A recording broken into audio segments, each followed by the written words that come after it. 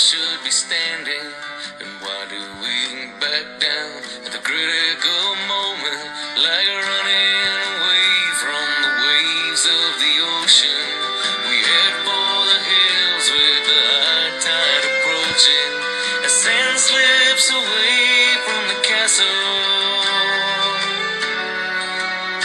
When it's time to stand upright, why do we falter, like placing our freedom on the sacrificial altar? We hold tight to our fears and defend our oppressors as we fight for their lives and become the transgressors, as pacifists transform to violent aggressors. But I'm only a stranger here. I'm a long, long way from my home, and they say I can't change all the things I find strange. But what can one man do alone? Is there, what could one man do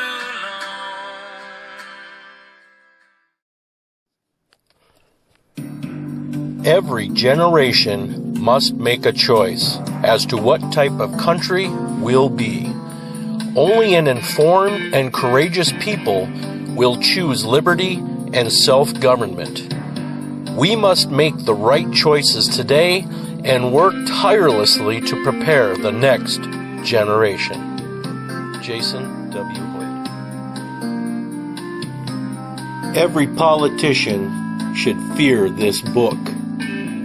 We've been trained to think the only time we can hold politicians accountable requires waiting for the next election.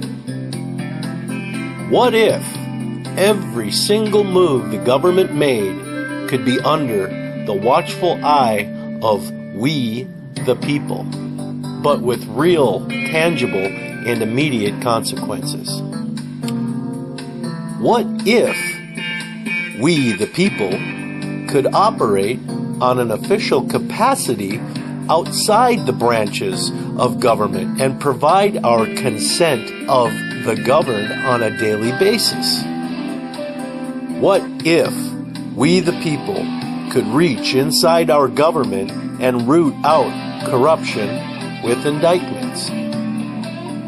What if the Supreme Court, as recent as 1992, said, in fact, the whole theory of its function is that it belongs to no branch of the institutional government, serving as a kind of buffer or referee between the government and the people? What if one of the most powerful tools we, the people, can use to check and balance the government is already protected by the Constitution? The answer to the question of real and substantial consequences, true accountability, has been under our noses the entire time. Magna Carta is the common law. Magna Carta is Latin for the Great Charter. The essence of this foundational document is that the king put himself under the law. The people, in the form of barons, communicated the law via Magna Carta, and the king agreed, by his great seal, to subject himself to the law of the land.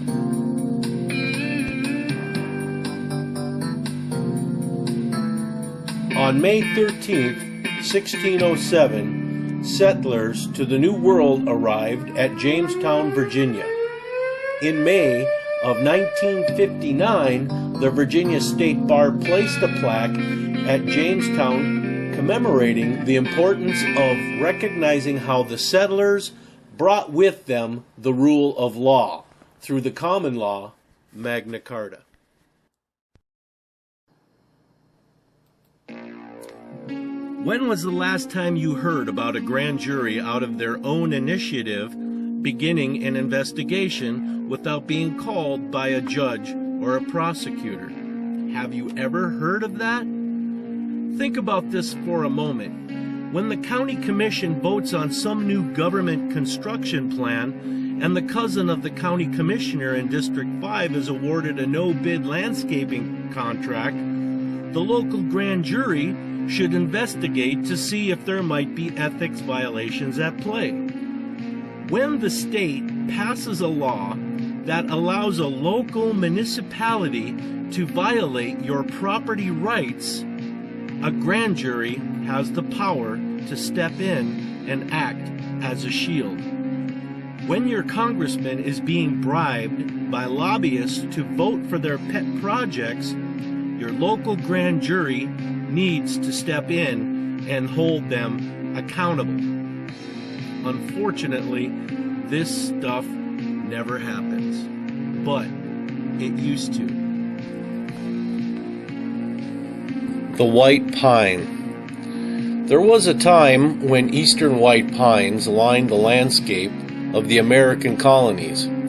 With heights of more than 250 feet, these trees met England's military and commercial needs for sailing ship masts.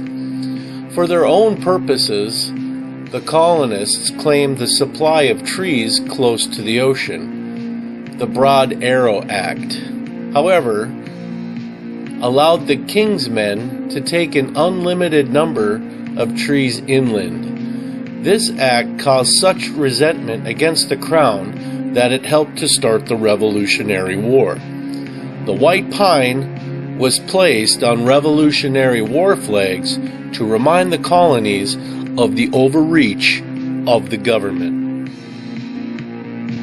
What we do at the St. Louis County Committees of Restoration is provide education to the public, how the government was designed to operate with the hope of gaining a public body to restore law and order back to St. Louis County. We are the Committees of Restoration, and we are standing for our rights as free people to put an end to the tyranny we are living in today. If you read one book in the year 2021, Consent of the Governed by Jason W. Hoyt is it. I know this information will lift your spirit to know we still have this control, but we need you, the people, to read this, understand it, so we could put this back together. Push back on tyranny and make them serve us once again. We can only do this if we all stand together and participate in maintaining the machine designed by our forefathers. That means we need to volunteer our time, our talents, our strengths. Freedom isn't something you get for free. You have to fight for it, and we are in for the fight of our lives. Appeal to heaven. Appeal to heaven. From where does our help come? Appeal to heaven. I've been fighting like a bird in stormy winds. I fear my song will not be heard in this world again. I am helpless and weak, not hopeless and lost. Will you come and rescue me at any cost? Appeal to heaven. Appeal to heaven.